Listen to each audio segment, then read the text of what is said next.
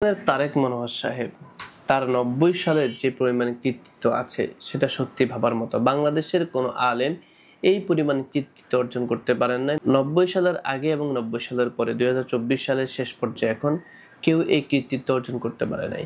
আপনি শুনে অবাক হবেন যে 1990 সালে তিনি লিভারপুলে খেলেছেন, 1990 সালে তিনি 3 বার শ্রেষ্ঠ শিক্ষক হয়েছেন অক্সফোর্ডে।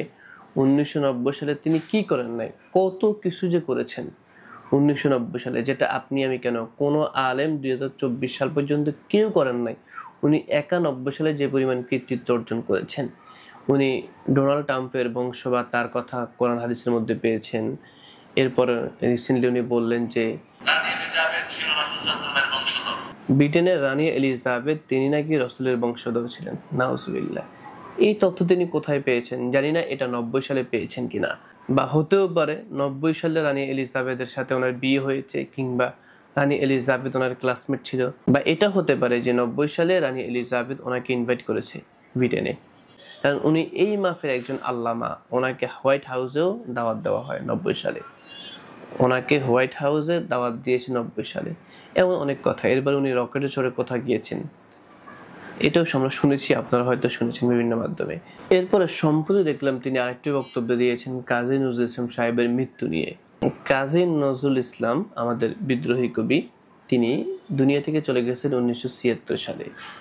আর তারেক মনোহর সাহেব বলছেন 1979 সালে তিনি তাকে দেখতে গিয়েছেন। কোরআনের পাখিরা বা হাফেজরা, ছোট ছোট হাফেজরা চতুর্দিক থেকে তাকে ঘেরাও করে কোরআন তেলাওয়াত করছে। কি দরকার এ সকল মিথ্যা কথা জাতির সামনে বলা? মিথ্যার তো একটা লিমিট থাকা দরকার। মিথ্যার লিমিট ক্রস করেছে এই তারেক মনোহর সাহেব। তারেক মনোহর সাহেবকে আবার থামানো, কারণ তিনি যে কাজগুলো করছেন, যে বক্তব্যগুলো দিচ্ছেন, যে সকল কথা বলেছেন, ওনাকে এই মুহূর্তে স্টপ করা উচিত, নতুবা কিন্তু আপনাদের ব্যাপক ক্ষতি হতে পারে।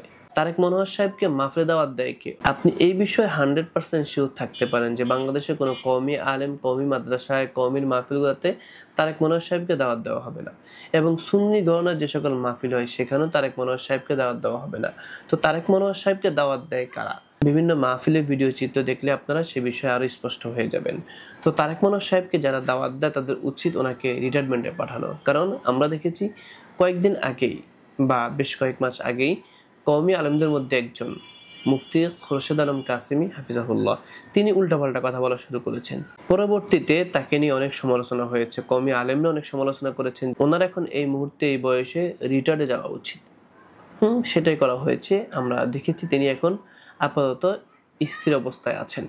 এই জন্য আমি বলতে চাই, আপাতত তারেক মনোহর সাহেবকে রিটায়ার্ডে যাওয়া উচিত। অনেক বয়স হয়ে গেছে ওনার, যেহেতু উনি উল্টাপাল্টা কথা বলা শুরু করেছেন। তাকে মুরব্বী হিসাবে রেস্টে রাখুন, তাকে দিয়ে শুধু মাহফিলে মুনাজাত পরিচালনা করেন, যেটা আমরা দেখি কওমিদের অনেক বা কওমি আলেমদের অনেক বড় বড় মাহফিলে মুরব্বী থাকেন, যিনি গিয়ে শুধু মুনাজাত দেন, কোনো কথা বলেন না।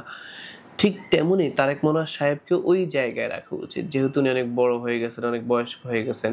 উনি যখন কামিল পাস করেছেন তখন মুফতি আমির হামজার মায়ের বিয়ে হয় নাই বা তার জন্ম হয় না, এমন কথা উনি নিজে বলেছেন। তার এই বক্তব্য থেকে বোঝা যায় তিনি অবশ্য অনেক সিনিয়র।